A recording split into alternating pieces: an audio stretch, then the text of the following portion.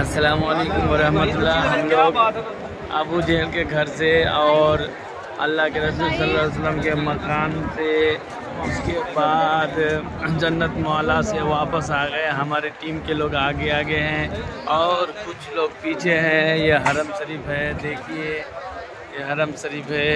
ये दमुआ की है मेरी काकी। ये लोग इस्माइलपुर के हैं और ये लोग है मिंबर की माँ, क्या नाम है, की नाम আছে সাবিনা। আর কাকি আছে। এটা দিন আর পাওয়া যাবে না, এই দিনটা শেষ হয়ে গেল।